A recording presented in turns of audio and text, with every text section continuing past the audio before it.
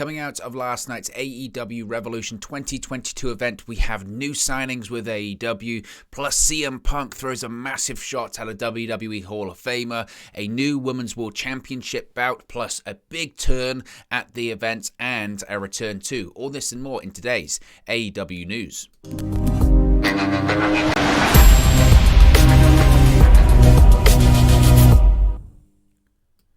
Hey guys, welcome back to Wrestling News 365. Hope everyone is doing very well. Of course, as I mentioned, it's the day after AEW Revolution 2022, which means we have plenty of news stories to get into in the world of AEW. And let's start off by talking about William Regal, because William Regal is indeed all elite.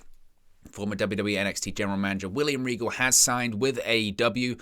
Of course, as we spoke about last night during the Revolution watch-along and post-show, William Regal made his debut during the Revolution pay-per-view. He appeared after officials couldn't break up the fight between Jon Moxley and Bryan Danielson.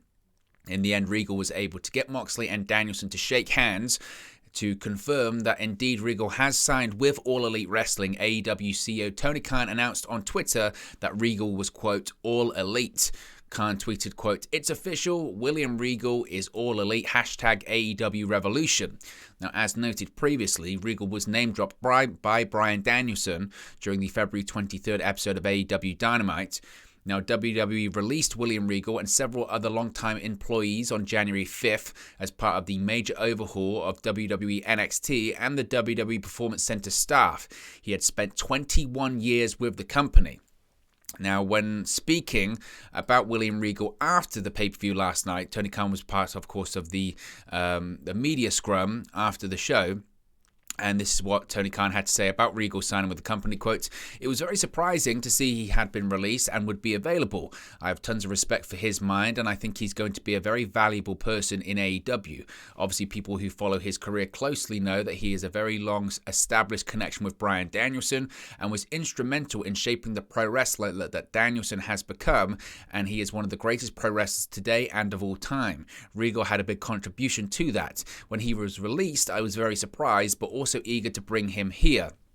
He also said, quote, "I think he can contribute on screen in a major way to Danielson, and he has made history with Jon Moxley. Some of the last matches we saw Regal wrestle were against Moxley, and they had a great rivalry. He's very familiar with both men, and they have a lot of respect for him.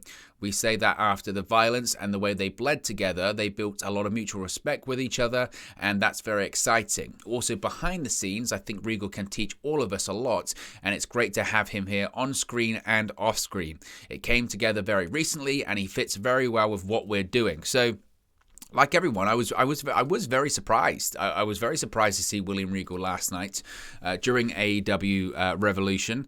Huge signing for the company. I think it's a multi-pronged thing. Of course, it's awesome and cool to see him involved in the Bryan Danielson-John Moxley feud. And I think it's actually a really good point that Tony Khan pointed out. And people do forget that some of William Regal's last matches were against Jon Moxley. Dean Ambrose then in FCW. At the time, of course, Dean Ambrose was in FCW in Florida, WWE's developmental territory. And the storyline at the time was, I believe Regal was doing commentary with FCW. I think he might have been doing commentary with Byron Saxton or something like that. And maybe he was the general manager or authority figure. I think Dusty Rhodes might have been the authority figure for the brand at that point. Nevertheless, Regal was definitely doing at least commentary. And some of the final matches they had, or Regal had, were against Dean Ambrose, against Jon Moxley on the FCW territory. I think Regal had a couple of other matches in NXT. I know he faced Cesaro, I think, in one of them. But one of the last few matches he had in his career was against Jon Moxley. So he's certainly got a history of him, a rivalry with him that people don't really remember or know that much about. So, as I mentioned last night in the post show, I'm fascinated to see what they will do with him and with Danielson and Moxley. I mean, Danielson, when he was doing this whole storyline with Moxley, was shaping it up as not just really a tag team, but possibly more of a faction, more of a stable, talking about bringing in guys like Daniel Garcia.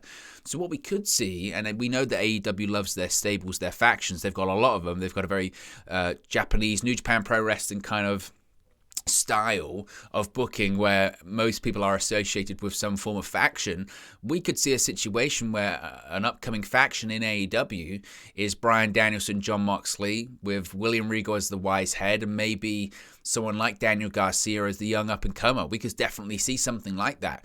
Do I think that's the direction they're going to go in? At the very minimum, we're going to see a tag team. At the very minimum. What we're going to see further than that, I don't know. But and obviously I'm biased when it comes to William Regal being a Brit, and I've seen Regal wrestle a ton of times over here in the UK, and he's a legend, he's an icon, he is, in my opinion, one of the greatest of all time, and I think his real value, obviously, to AEW isn't going to be on camera, it's going to be off of it. We don't really know to the extent of how much William Regal is going to be involved with AEW in terms of maybe the creative process, in terms of talent scouting, in terms of booking, in terms of agenting. Frankly, whatever William Regal wants to do, he should be able to do, because he's just that valuable. And to be honest, just in general, it was just weird to see him last night on a program that wasn't WWE. He'd been with that company for 21 years. And not only that, it's wild when you think about how radically NXT has changed over the course of the last 12 months. You know, William Regal was such a big part of that, and such a big part of the developmental process. And yeah, he was the general manager, but he was so greatly intertwined with all of that. And fast forward to now, he's part of AEW, and it's a wild time. But it's a huge pickup, a great signing by AEW. I expected Regal to land somewhere, and I felt the most likely destination probably would be AEW, but just last night was just, nobody was expecting it. I think people were expecting it generally, but maybe not this soon, and certainly not on camera. So that was awesome. It was awesome, and I'm very, very, very excited. I think it's a massive signing for AEW. I really do. Speaking of signings, it's been confirmed Swerve Strickland is also All Elite. Swerve Strickland has officially signed with AEW. He made his AEW debut during last night's AEW Revolution pay-per-view. They debuted him similar to how they debuted Jay Lethal at Full Gear in November. He joined Tony Schiavone on stage to officially sign his contract with the promotion. He cut a short promo and asked the crowd whose house it was. AEW President Tony Khan tweeted about Swerve Strickland signing with the company. He said, quote, "It's official, Swerve Strickland is All Elite." Now, of course, WWE released the former Hit Row member on November 18 as part of their ongoing budget cuts. During his WWE run, Strickland was the NXT North American champion. And as I mentioned, Tony Khan in the media scrums was asked about a variety of topics, one being Shane Swerve Strickland. And this is what he had to say, quote, about what his future looks like.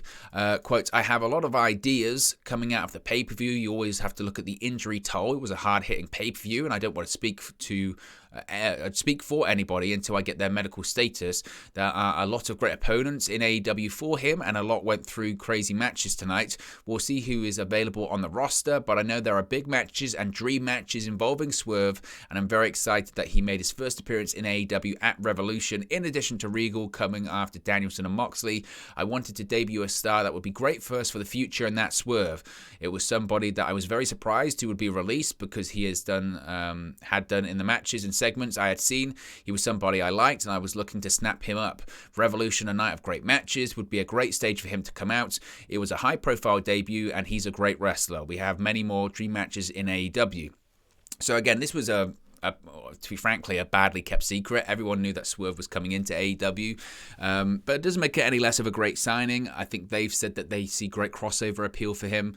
Obviously, they've got relationships with Warner Media, and we know that they're putting a big emphasis on their musical department. They had the concert with Mikey Ruckus and Josiah Williams over the weekend. Of course, Swerve was attended that event as well, and I think he'll be heavily involved in that too. And people kind of, the WWE stands or whoever are quick to write things off once people leave the company, but you can't say that people weren't massive fans of Hit Row, because everyone was. Everyone thought Hit Row was money, and they were money. They were a money faction, and it still blows my mind that WWE they were handed that gimmick. They were handed that gimmick and said, look, this is a gimmick that can make you money.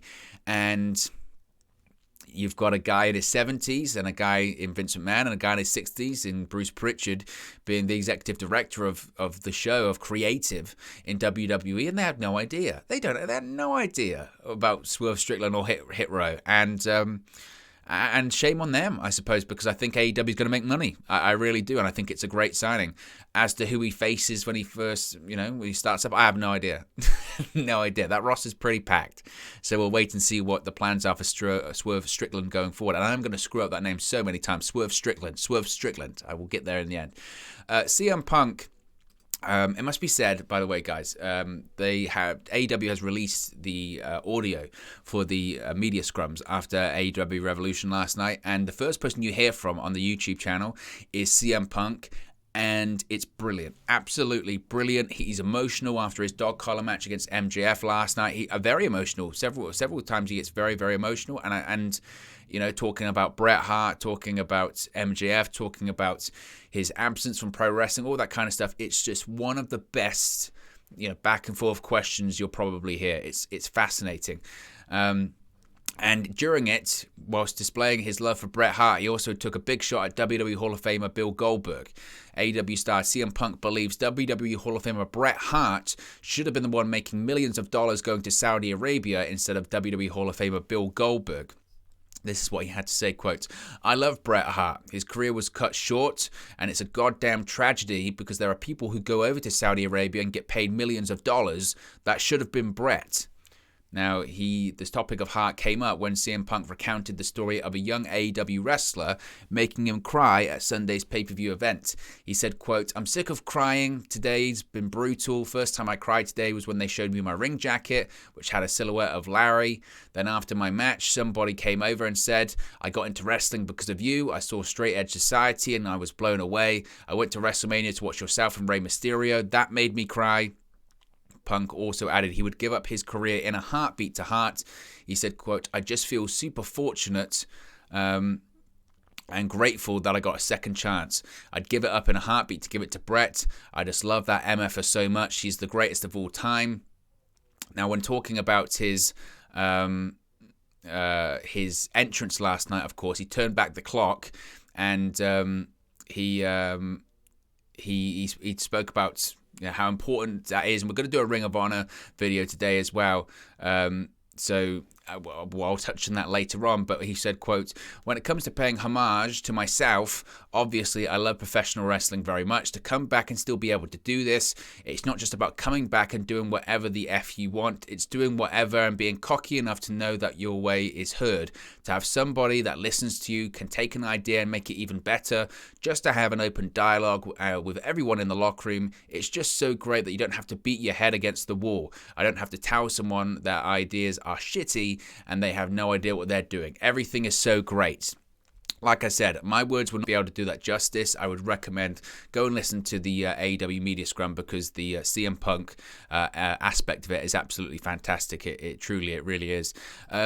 Sting also spoke to the media after Revolution, after his insane bump. It's the wildest thing. 63 years old, dives off a balcony through 3 tables. He's nuts. Absolutely nuts. Now, he was asked by Sean Ross Sapp of Fightful during the post-show media scrum about moving towards live matches. Of course, he was just going to do cinematic pre-tape matches, and now he's doing diving off balconies. And Sting said that wasn't the plan. He was very honest. He said, quote, "No, I'll just be straight up with everybody. I talked to Tony and said, I'm not really sure what I have to offer because I'm not going to have these long 20, 30-minute matches against these young guys. What do you have in mind?" He said, "How about cinematic matches?" "Yeah, I think I could do that." We got halfway through the filming of that one, and Cody Rhodes, followed by Tony, was like, "Your kinetic energy is still really crazy. You can still go and have a real match." That's where it all started. Cody texted me today and said, "Game day." It started with the kinetic energy comments. "I didn't think I would be in here doing this, but I'm having so much fun. I feel like I'm in good hands. It's great being with Darby." And for his doubters, Sting had this to say: "I don't know of any, but they are out there, I guess. I don't mean that in a prideful or arrogant way. I'm sure there have always been doubters my whole career, even as a young man. There will always be people out there who will hate you no matter what. You're never going to be able to do the right thing in their eyes. There will always be those people. I think wrestling fans seem to be very respectful and see that at my age, I'm taking risks out there. I want to be good. I wanted to be an entertainer, and I'm having fun. What I would say to the pessimist, just turn me off when I'm on. Watch something else." And look, I've said this a million times. I was critical of when Sting came in and I knew he was going to have matches because I thought it was dangerous and I was worried, but I am more than happy to say I've been proved so wrong by Sting, and he continues to amaze me and everyone else, and it's wild. It's absolutely wild, and I think he's a credit. He really is. Last night we saw a new AEW Women's World Championship bout debuted on Revolution. Britt Baker, of course, successfully defended the title against Thunder Rosa, but AEW's Twitter handle shared several close-up shots of the new title design.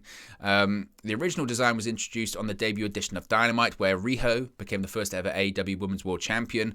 Of course, it was then changed to Kairi Shida once she was champion for 365 days, got an upgraded version of the bout, but this is the new version. And as we spoke about last night after Revolution, it's absolutely a massive upgrade because the original version of the AEW Women's World Championship was tiny and it looked like a toy bout, and it wasn't good. I think it was more centered towards, the Joshi wrestling kind of style.